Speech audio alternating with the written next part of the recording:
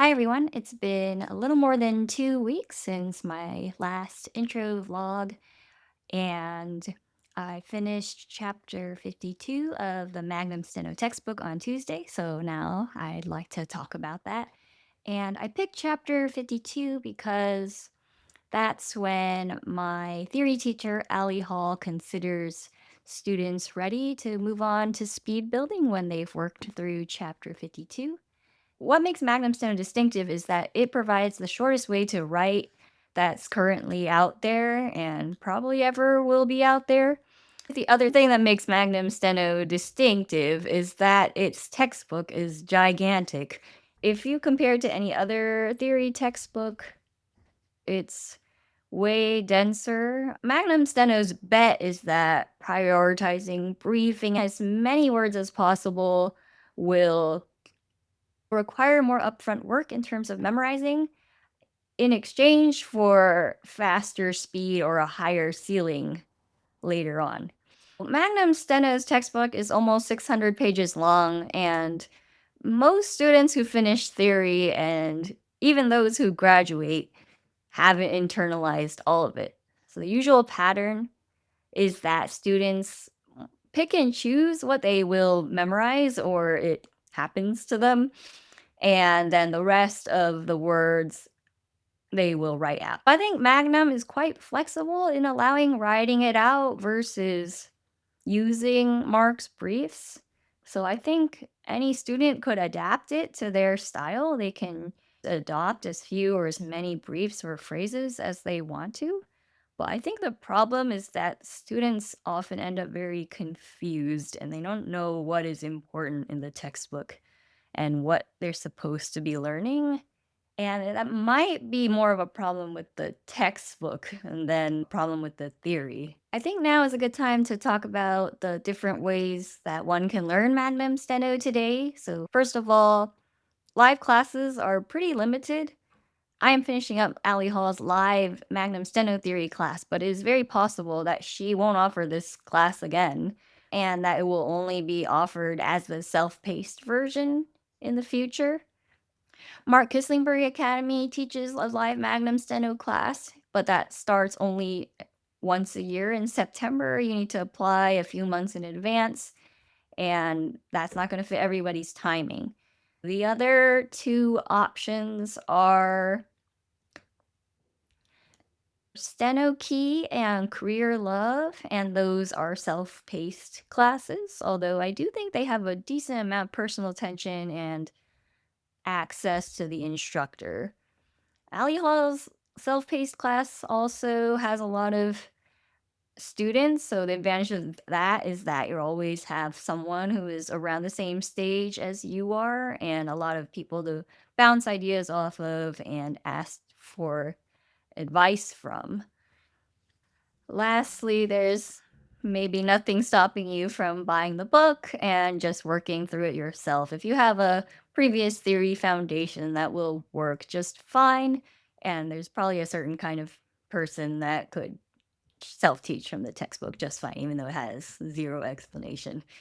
Uh, but I did appreciate taking Allie's class. I liked the live class because I got to ask all my weird questions. And Allie suggests adjustments to Magnum Steno, and I did like most of them, so I think that's cool. I think Career Love does the same thing, and they suggest their tweaks, and that kind of gives you a menu you can choose from. Maybe I want to write this way or that way, and I like that. So I definitely recommend taking a class because you'll get that second perspective and probably have some camaraderie. I think that is helpful for sure. As for Allie Hall's class specifically, I think she has a different approach than a lot of other teachers. She'll require you to do an hour of finger drills from Sanford Heller's finger drill book or other finger drills most weeks, which is a requirement I haven't heard from anywhere else, but I think it's reasonable. The other thing is that her homework drills entail writing each of the outlines in the chapters in Mark's book 5 to 10 times with commas or periods in between. And that's fine. It's like blocked practice that will introduce the shape of the outlines to your fingers. At the beginning of the class, there's like a few worksheets, like to practice your vowels, which is fine. Most weeks, you need to mark 5 sentences with how they would be phrased. Oh, these 2 words would go together, these 3 words go together, this word would be written out in 3 strokes, that kind of thing. And the other 5 sentences you need to translate from steno to English, so a read back exercise. That one I think is a good exercise. I think the only problem is that with the live theory, it moves really fast. I'm not able to master the chapters the way I want to in the 5 months Allie allots for live theory. At some point, the class moved past where I am, and so then the read back exercise just became, for a lot of it, oh, I type the outline in my Clever dictionary and look it up, and that's how I translate it, and I wasn't really practicing my read back when I did those exercises. So that was the issue with that for me. But if there's never gonna be a live class again, that's not gonna be an issue for anyone else. You can take your time. As soon as you finish chapter 52, you can start speed building, and then you can continue working through the rest of the book at your own pace. Or you could wait to start speed building and just keep working through the book and focusing on that. 5 months is an interesting choice at which pace to go through the book at.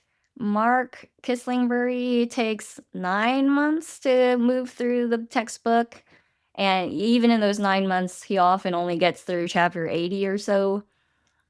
Allie once would get everyone through chapter 50 and then start speed building and expect you to move through the rest of the book by yourself, but then she found that people weren't doing that, ignoring it, even though there's useful parts in the latter half of the book, which is also an issue I have with the textbook. The order is a little weird. There are some sections after chapter 52 or chapter 44 even that I feel could have been earlier. Like if you're going to say like, "Oh, these are the most important and these are bonus shortcuts to shorten your writing more." There's some important parts to really truly know the theory that don't come until a little later, and you'll see them like, oh, here's all the Ingle sounds. Some sounds are introduced in those latter chapters, but I feel like I have not covered the entire theory by working through chapter 44 or chapter 52. So that's a little annoying. I think the order could be improved. But otherwise, I like Magnum Steno theory. It works for my brain. I appreciate that Mark has already put all this effort in. I don't have to reinvent the wheel. And for the most part, I just stuff what he has written down in the book into my brain and move on.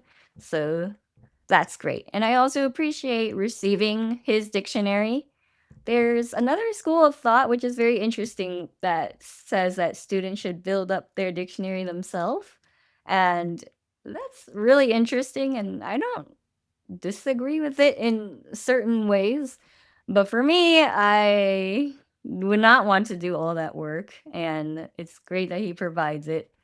Tests in Allie's theory class are all written tests, so you would use your keyboard. You're not listening to dictation for the tests. The test will mostly just be about the headers in the textbook. What does the right hand phrase ender for didn't? Or how do you write the in the sound in Magnum Steno? And you will write it with your keyboard, write the outline or write the English, and you'll have 3 hours to do it, which is way more than enough time, which I do appreciate because you never know. We always think you're free, and then suddenly the doorbell rings and someone calls and this and that, and then suddenly it's an hour later, and like, it's fine. 3 hours is way overkill.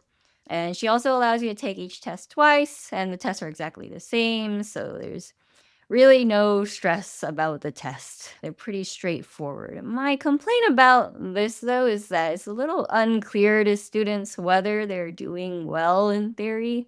And Allie herself says, I'd rather you get a C on the tests and then do well in speed building than be studying with flashcards and never be on the machine. She does provide dictation audio files at the beginning. They're just there. You can try them out.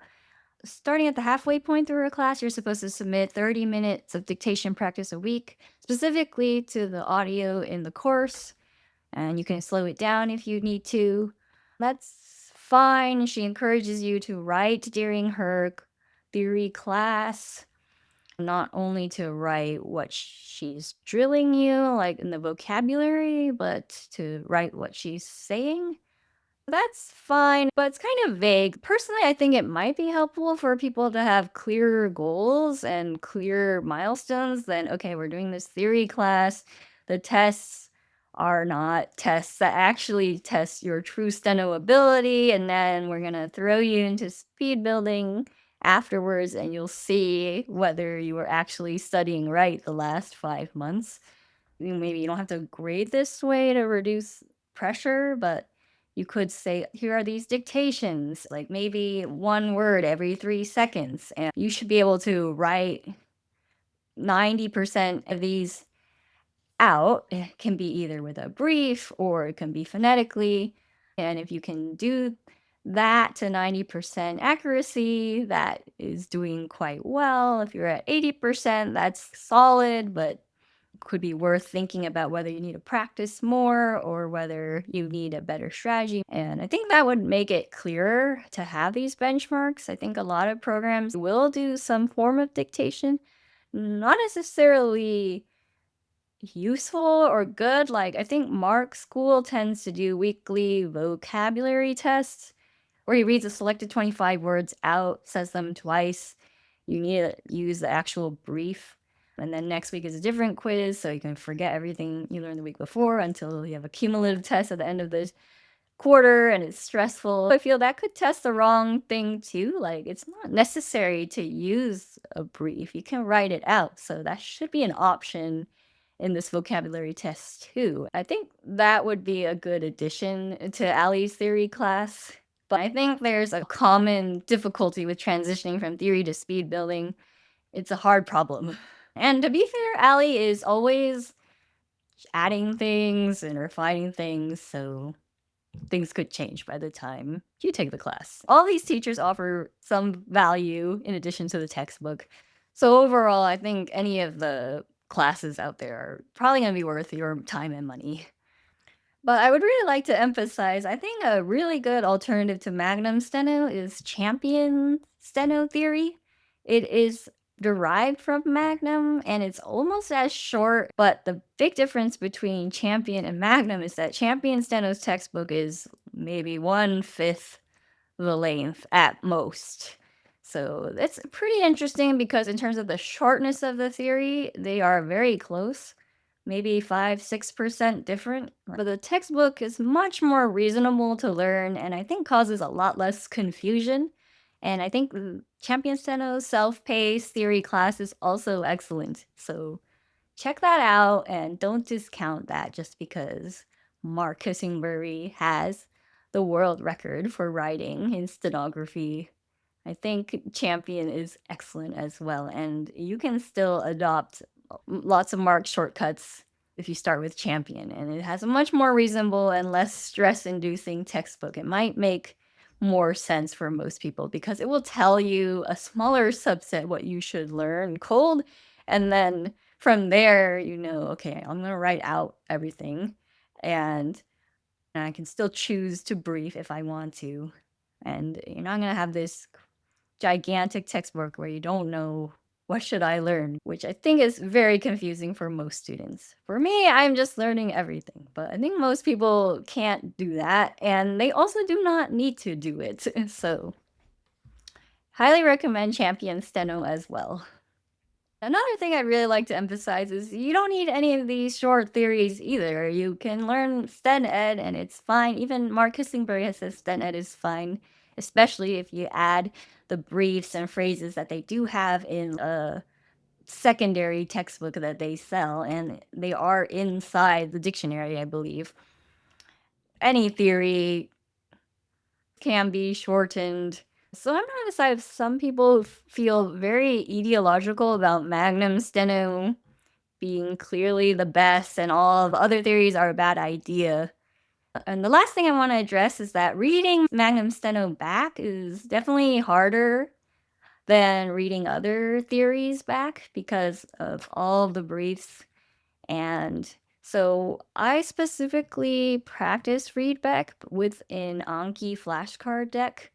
And it can be really confusing because you look at an outline and think, is this a phrase?